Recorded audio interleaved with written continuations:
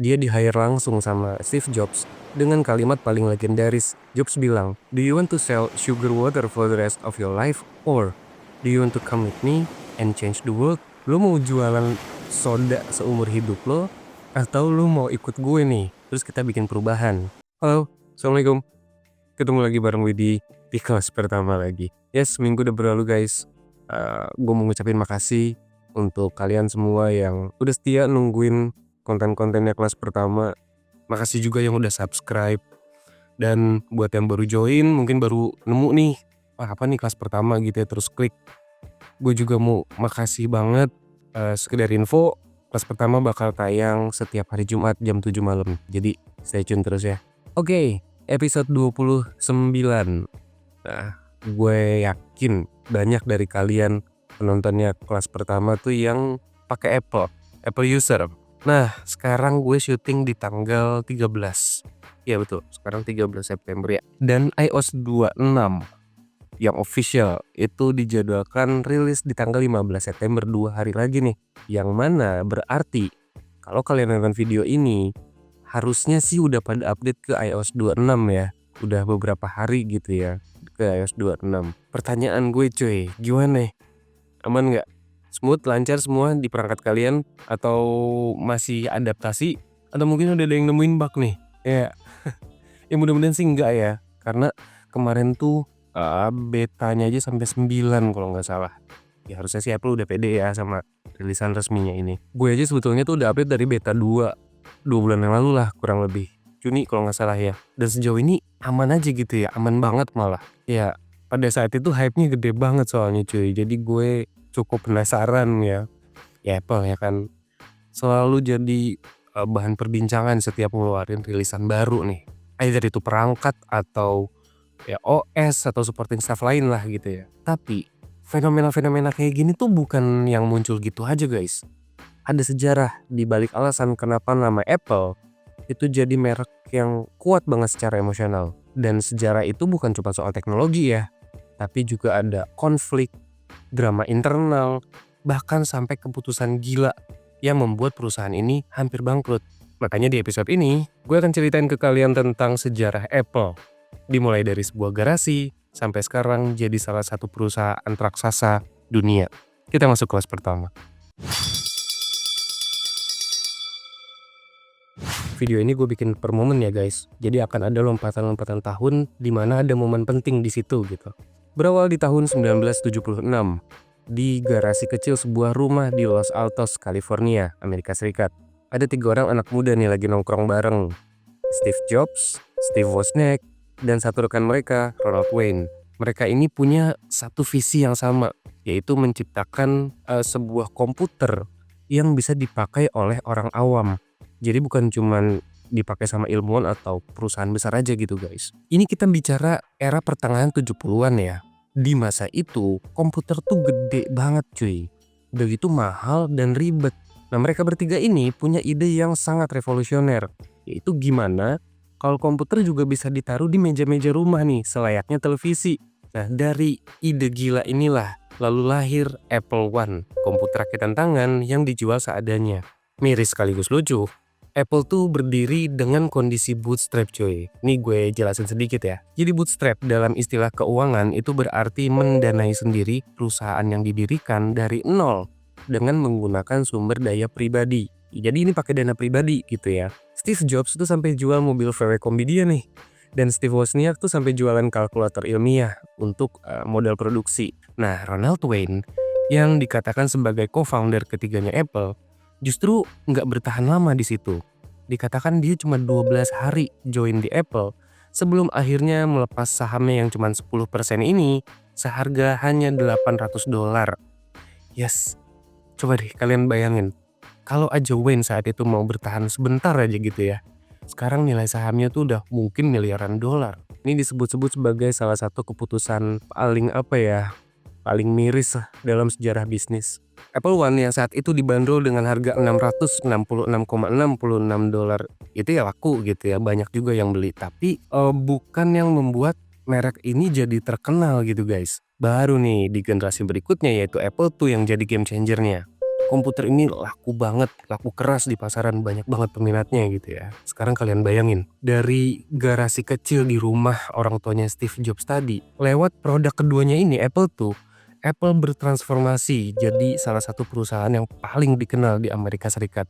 Tapi tunggu dulu, yang namanya startup nih, makin gede makin banyak dramanya gitu ya. Kalau gue sih nyebutnya startup tuh makin gede makin bertingkah lah gitu ya. Steve Jobs mulai memperlihatkan ambisinya. Udah mulai ambis nih orang nih. Sementara Wozniak tuh lebih santai dia. Pengen nyoba hal baru, pengen membuat ya inovasi-inovasi baru gitu ya. Di sisi lain, investor juga udah mulai masuk nih dengan tekanan bisnis yang lebih serius. Nah mulai dari sini guys, intrik di Apple udah mulai kelihatan. Steve Jobs, seseorang yang sangat amat jenius, tapi juga sekaligus dikatakan orang yang susah ditebak. Dia punya visi besar gitu ya, sangat amat visioner. Tapi terkadang tuh cara dia mendorong atau nge-supervise timnya tuh kelewat ekstrim guys. Banyak yang bilang beliau itu perfeksionis abis. Bahkan sekecil warna sekrup, warna baut aja tuh bisa didebat sama dia. Ya memang bagi sebagian orang ini membuat Apple jadi punya standar yang tinggi gitu ya. Tapi bagi orang-orang yang kerja sama dia, timnya dia, kebayang aja tuh tekanan mentalnya kayak apa gitu kan. Ada banyak yang kagum sama Steve Jobs. Tapi nggak sedikit juga orang yang kesel banget sama gaya kepemimpinannya beliau. Kita move ke tahun 1983, saat dimana John Sculley join ke Apple nih. Sculley ini mantan bos Pepsi guys. Dia di-hire langsung sama Steve Jobs dengan kalimat paling legendaris yang di kemudian hari diceritain langsung nih sama Sculley. Jobs bilang, "Do you want to sell sugar water for the rest of your life? Or do you want to come with me and change the world?" Lo mau jualan soda seumur hidup lo atau lo mau ikut gue nih? Terus kita bikin perubahan. Ya awalnya sih mereka kompak ya. Tapi makin kesini konflik nggak bisa dihindarin juga gitu guys. Ya Jobs punya ide yang gila-gilaan gitu loh. Punya inovasi yang di luar nalar gitu ya. Sementara Sculley ini lebih mikir realistis soal bisnis gitu kan. Nah mulai dari sini nih, konflik di C-levelnya Apple udah makin panas. Puncaknya di tahun 1985, Steve Jobs didepak dari Apple. Yes, dari perusahaan yang dia bangun sendiri. Coba kalian bayangin deh, kalian mendirikan sebuah perusahaan gitu ya, bersusah payah sampai jual barang, sampai jual mobil, tapi pada akhirnya kalian diusir dari situ, dipecat dari perusahaan yang kalian dirikan sendiri. Itu jadi kasus yang jarang banget ya, bahkan hampir nggak pernah terjadi dalam sejarah bisnis gitu ya. Makanya sampai sekarang ya ini jadi cerita paling ikonik lah yang masih sering diperbincangkan. Tapi bagi Jobs ini bukan akhir guys. Justru mulai dari sini ceritanya makin menarik karena beliau punya 1000 akal dan ide yang lebih gila lagi. Setelah Steve Jobs cabut, ya Apple tetap jalan ya. Tapi lama-kelamaan makin kesini tuh jadi kayak hilang arah guys. Tanpa sosok Steve Jobs yang visioner itu, Apple lebih banyak dikelola dengan gaya korporasi biasa. Ya mereka masih bikin produk gitu ya. Tapi nggak banyak yang sukses. Malah beberapa di antaranya tuh gagal total. Salah satu contohnya, Macintosh Portable yang beratnya 7 kilo lebih. 7 kilo portable dari mana coba? Ya lebih banyak orang yang ledek daripada yang beli.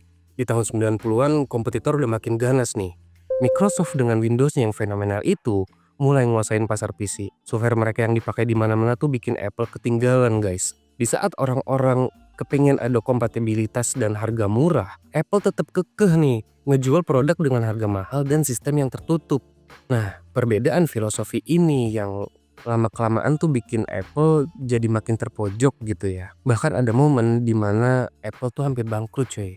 Karena nggak tahu fokusnya harus kemana. Investor panik, karyawan juga bingung, dan citra Apple di mata internasional tuh udah makin redup guys. Ya, saat itu orang-orang berpikir udah nih kayaknya Apple nggak bisa survive deh gitu ya, tamat riwayatnya. Tapi, di balik krisis ini, ada momen penting yang justru membuka jalan bagi seorang Steve Jobs untuk balik lagi nih. Dan ketika beliau balik lagi, udah ceritanya berubah total guys. Dari yang tadinya hampir mati, jadi salah satu perusahaan paling mahal di dunia.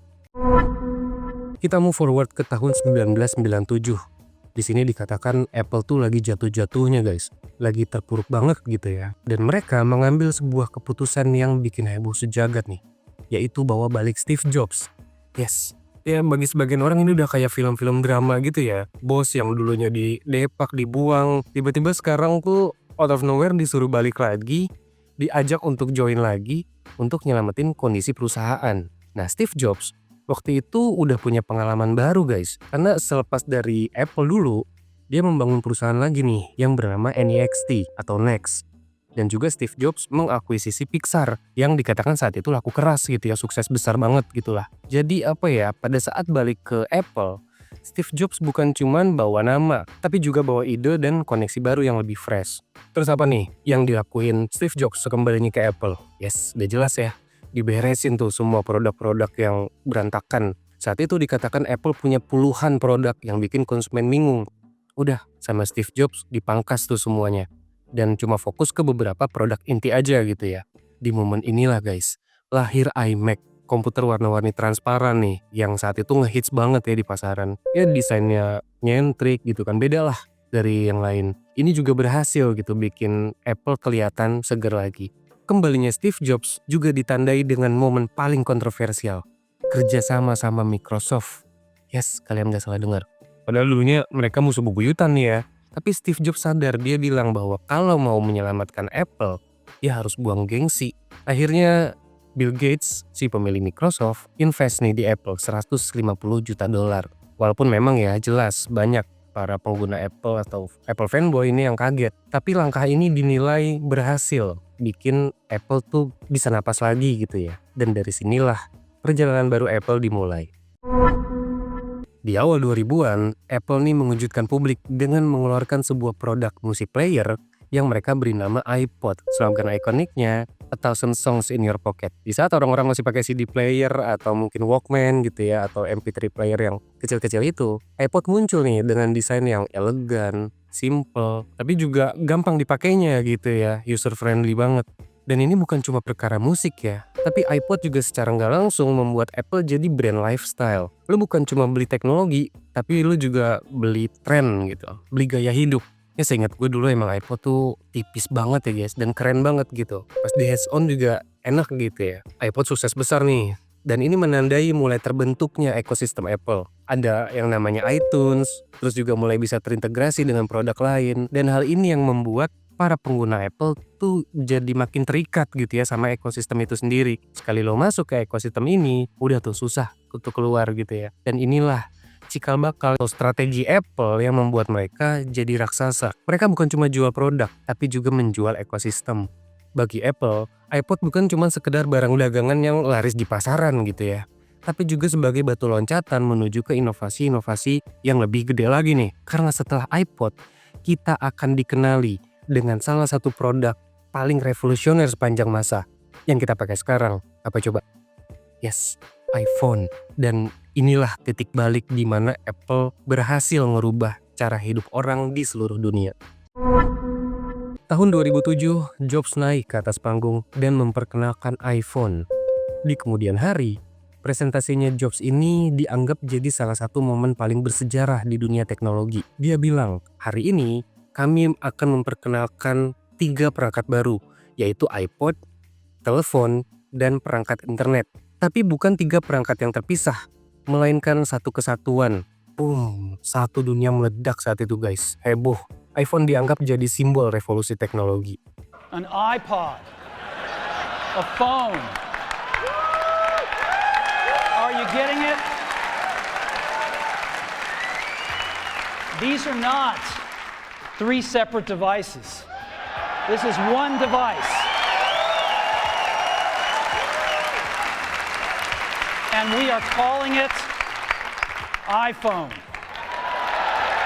Tunggu dulu, jangan kalian pikir semua orang langsung minat nih, langsung jadi hype di seluruh dunia. No, awalnya justru banyak yang skeptis guys. Ya HP layar sentuh full kayak gitu dianggap aneh di zaman itu ya. Di saat banyak handphone bermunculan dengan tombol-tombol QWERTY-nya, lalu iPhone muncul dengan inovasi layar sentuh fullnya itu, otomatis orang-orang bertanya-tanya gitu kan. Tapi lama-kelamaan mereka juga langsung berpikir, oh iya, ini inovasi baru, inilah masa depan gitu ya. Dan kompetitor Apple yang ngelihat inovasi ini lama-lama tuh jadi ya takut juga gitu kan ya, kayak kebakaran jenggot. Kayak Nokia, Motorola, BlackBerry yang dulu jadi raja tumbang pelan-pelan. Bagi Apple, iPhone bukan cuma sekedar mesin uang guys, tapi juga mesin brandingnya mereka nih. Ya dia menyatukan musik, komunikasi, dan juga internet dalam satu perangkat. Tiap tahun ada model baru, tiap tahun hype gitu ya. bukan cuma soal fitur, tapi juga status sosial. Punya iPhone itu udah kayak punya simbol gaya hidup modern lah gitu ya. Nah dari sinilah Apple naik kelas. Jadi perusahaan yang bukan cuma teknologi, tapi juga udah jadi budaya pop global. Jangan kalian pikir perjalanan Apple lancar-lancar aja gitu ya. Di balik kesuksesan yang tadi gue sebutkan, di balik struggle-strugglenya, Apple juga diiringi dengan banyak konflik, banyak kritik yang bertebaran di mana-mana gitu ya dari pengguna-penggunanya. Banyak yang bilang produknya Apple itu terlalu mahal atau overpriced. Terus ada juga yang bilang bahwa ekosistemnya Apple itu udah kayak penjara emas. Lo nyaman ada di dalam situ, tapi nggak bisa keluar. Di sisi lain ada juga kritik soal cara kerjanya Apple nih yang dikatakan terlalu perfeksionis sehingga membuat terlalu banyak tekanan gitu ya atau pressure bagi karyawan-karyawannya. Gaya Steve Jobs memimpin ini sering jadi sorotan. Ya to be honest, memang banyak yang kagum sama visinya beliau. Tapi banyak juga cerita yang datang yang menyebutkan bahwa dia ini terlalu keras sama timnya. Nah, ini jadi bagian dari mitos Apple yang mengatakan bahwa dari inovasi yang besar muncul juga tekanan yang besar gitu ya. Entah ini lo setuju atau enggak, tapi memang fakta sejarahnya demikian guys. Ya kalau kata Uncle Ben-nya Spider-Man sih, from great power comes great responsibility ya. Dari kekuatan yang besar muncul tanggung jawab yang besar juga. Selain itu Apple juga sering nih dikatakan mengambil inovasi atau ide dari merek lain, dari orang lain, lalu dijual lagi dengan branding yang lebih keren. Ya bagi sebagian orang itu dianggap strategi bisnis biasa nggak sih gitu kan. Yang jelas Apple itu selalu membuat sesuatu yang lebih bisa diterima atau lebih gampang diterima dan lebih menarik di mata orang. Ini yang bikin Apple beda dari merek-merek lain. Nah sekarang kita move forward ke tahun 2011. Saat dimana Steve Jobs wafat di usia 56 tahun. Kemudian tongkat estafet ini pindah ke tangan Tim Cook, CEO Apple yang sekarang nih.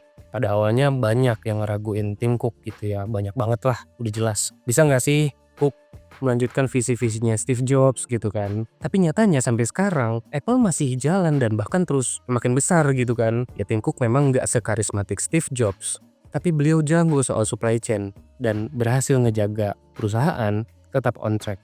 Di era Cook ini, terlebih sekarang, Apple makin serius masuk ke era layanan nih.